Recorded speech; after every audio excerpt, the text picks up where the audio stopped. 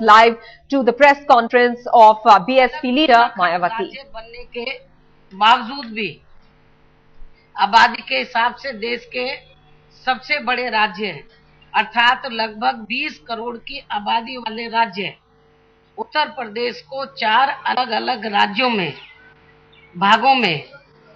यानी कि पूर्वांचल, बुंदेलखंड, पश्चिमी एवं अवध प्रदेश के रूप में पुनर्गठित करने का प्रस्ताव पहले राज्य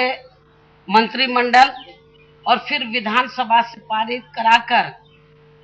तो केंद्र की सरकार के पास दिनांक 23 नवंबर 2011 को ही भेज दिया गया था। परंतु दुख की बात यह है कि तब से लेकर अभी तक भी ये मामला कांग्रेस पार्टी के नेतृत्व वाली केंद्र की यूपीए सरकार के समक्ष लंबित पड़ा हुआ है। हालांकि भारतीय संविधान की धारा 3 के तहत नए राज्यों के गठन का प्रावधान संसद के माध्यम से केंद्र सरकार में ही निहित है और अब जबकि दक्षिण भारत में अलग तेलंगाना राज्य की मांग को लेकर लोगों का संघर्ष व बलिदान आखिर में रंग लाकर कामयाब होने के लिए जा रहा है, तो ऐसी स्थिति में बीएसपी की ये मांग है कि केंद्र सरकार द्वारा छोटे राज्यों की स्थापना अर्थात एक भाषा एक राज्य के सिद्धांत को पूरी तरह स्वीकार करते हुए देश के अन्य और बड़े राज्यों का भी पुनर्गठन करके अर्थात गोरखालैंड व महाराष्ट्र में विदर्भ आदि नए छोटे राज्य स्थापित करने के साथ साथ उत्तर प्रदेश को भी 4 राज्यों में पुनर्गठित कर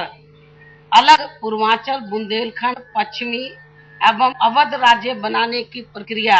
यथाशीघ्र पूरी की जानी चाहिए ताकि उन सभी क्षेत्रों के लोगों के साथ समुचित न्याय व विकास का मार्ग जल्दी से जल्दी सुनिश्चित हो सके। इसके साथ ही उत्तर प्रदेश के जो लोग केंद्र की सरकार में मंत्री बने हुए बैठे हैं, उन्हें उत्तर प्रदेश के पुनर्गठन करने के मामले में केवल हवाई बयानबाजी करने की बजाय इस मामले पर केंद्र सरकार की मोहर लगवानी चाहिए, उन्हें दबाव बनाना चाहिए। इसके अलावा उत्तर प्रदेश की वर्तमान सपा सरकार में अत्यंत बिगड़ी हुई कानून व्यवस्था के बारे में आज मैं फिर से अपनी इस बात को दोहराना चाहती हूं कि उत्तर प्रदेश में सपा सरकार के चलते हुए यहां कानून का राज नहीं बल्कि गुंडों, बदमाशों, माफियाओं एवं अन्य अराजक व आपराधिक तत्वों का ही राज चल रहा है, जिसके शिकार उत्तर प्रदेश की जनता के साथ साथ अब इस सरकार में अपने कार्यों के प्रति ईमानदार व निष्ठावान अधिकारी भी हो रहे हैं। अर्थात यहाँ अभी हाल ही में दुर्गा शक्ति नागपाल एक महिला आईएएस अधिकारी को जिस प्रकार से खनन माफियाओं का शिकार होना पड़ा है, यानी कि उसे निलंबित होना पड़ा है, तो ये इस बात का एक और जीता जागता सबूत है। ऐसी स्थिति में हमारी पार्टी फिर से प्रदेश के महामहिम श्री राज्यपाल जी से यहाँ राष्ट्रपति शासन लगाने की सिफारिश के लिए अनुरोध करती है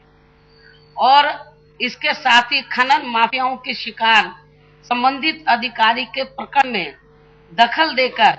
इनको न्याय दिलाने की भी महामहिम श्री राज्यपाल जी से पुरजोर अपील करती है और इसके साथ साथ इस मामले का केंद्र की सरकार को भी जरूर जल्दी ही संज्ञान लेना चाहिए, वरना प्रदेश में यहाँ ईमानदार व निष्ठावान अधिकारियों का इस सपा सरकार में कार्य करना बहुत ज्यादा मुश्किल हो जाएगा, जो प्रदेश की गरीब जनता के लिए ये शुभ संकेत नहीं है। तो इन्हीं कुछ जरूरी बातों की जानकारी देने के लिए मैंने जल्दबाजी में थोड़ा जल्दी ही ये प्रेस वार्ता बुलाई है। तो जो मुझे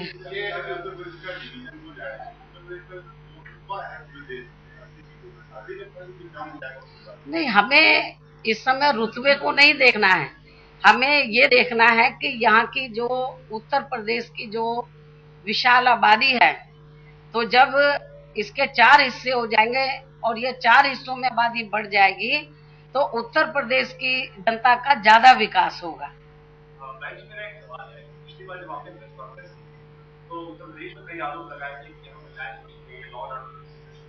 वो तो मैंने आज भी आरोप लगाया है।